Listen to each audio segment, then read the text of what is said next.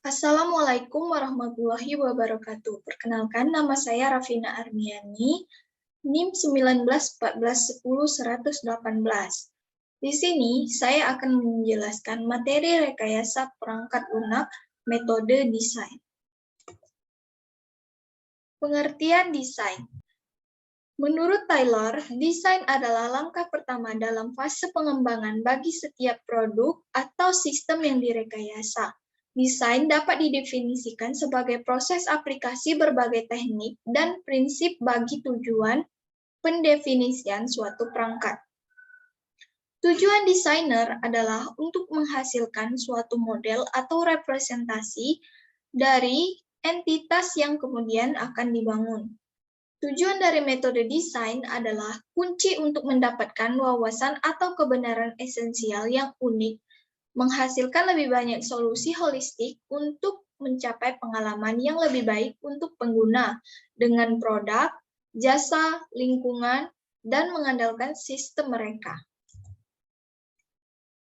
Jenis-jenis desain perangkat lunak. 1. Desain data. Desain data adalah aktivitas pertama dari 4 aktivitas desain yang dilakukan selama rekayasa perangkat lunak. Tujuan desain data yaitu memilih representasi logis dari objek data atau struktur data yang telah diidentifikasi. Prinsip mendesain data menurut Wasserman. 1. Prinsip analisis sistematik yang diaplikasikan pada fungsi dan perilaku seharusnya diaplikasikan juga pada data. 2. Semua struktur data dan operasi yang akan dilakukan pada masing-masing struktur data harus diidentifikasi.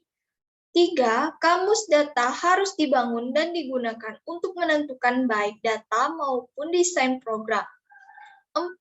Keputusan desain data tingkat rendah harus ditunda sampai akhir proses desain.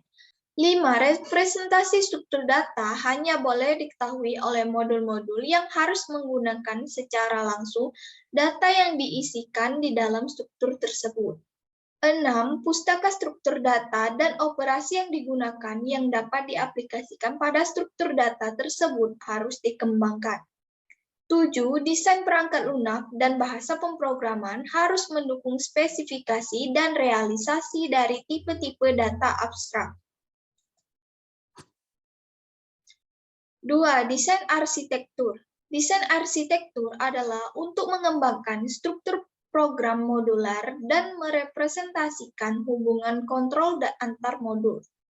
Metode desain yang disajikan pada bagian ini mendorong perekayasa perangkat lunak untuk berkonsentrasi pada desain arsitektur sebelum mencemaskan masalah perpipaan. Proses desain arsitektur.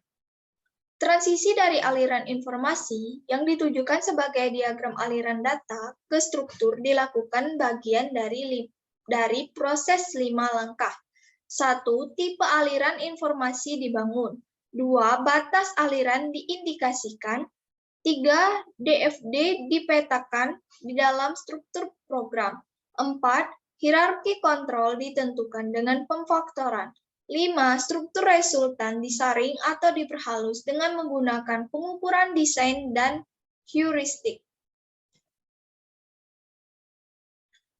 Pasca pemrosesan desain.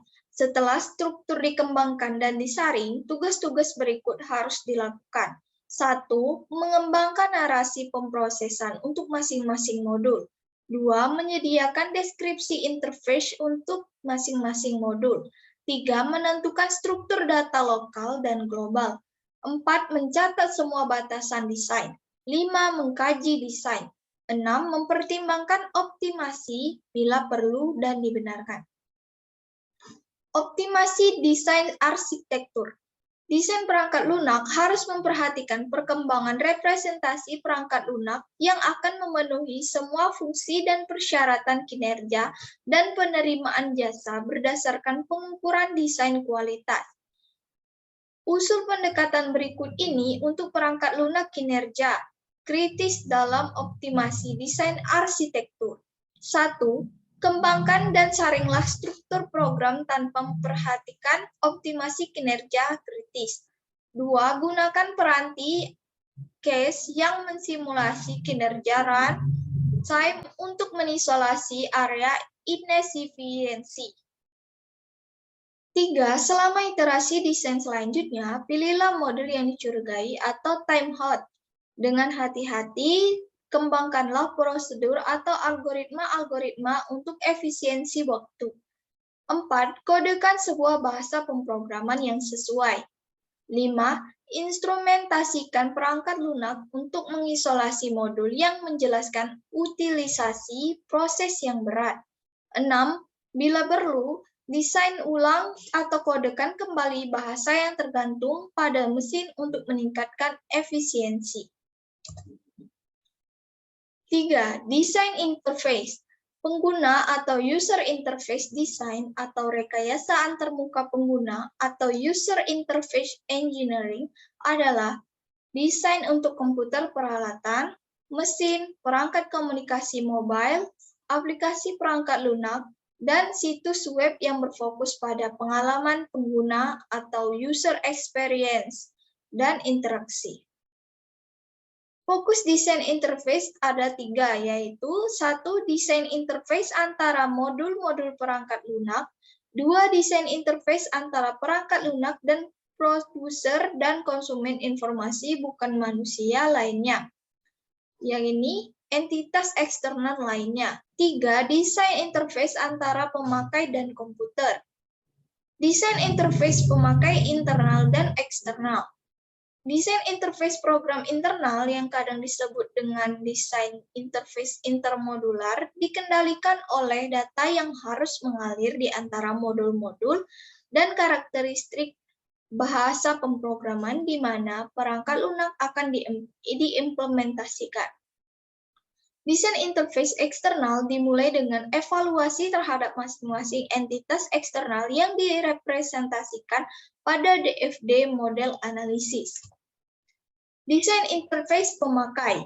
Desain interface pemakai berkaitan dengan studi terhadap manusia, juga terhadap isu-isu teknologi. Desain interface manusia-mesin.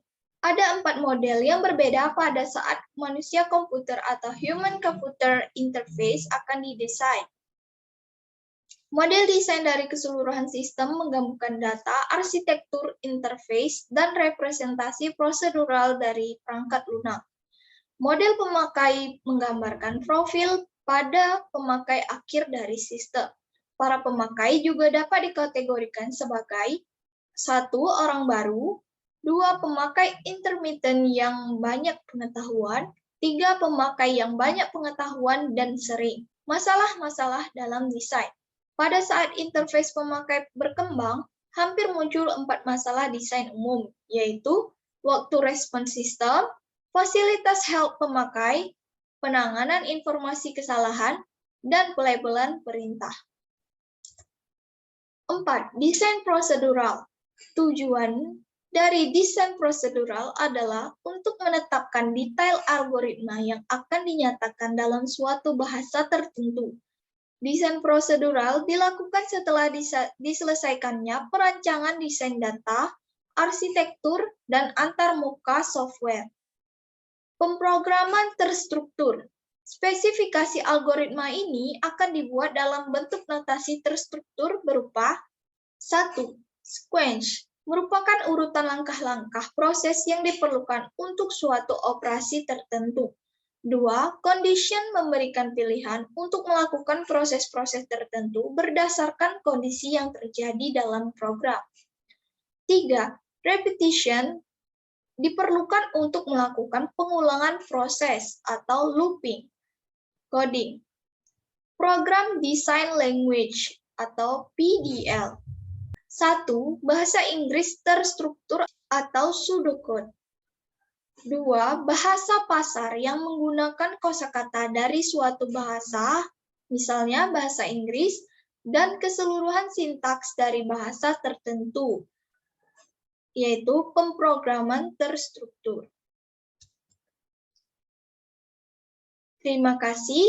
Sekian penjelasan dari saya akhiri. Wassalamualaikum warahmatullahi wabarakatuh.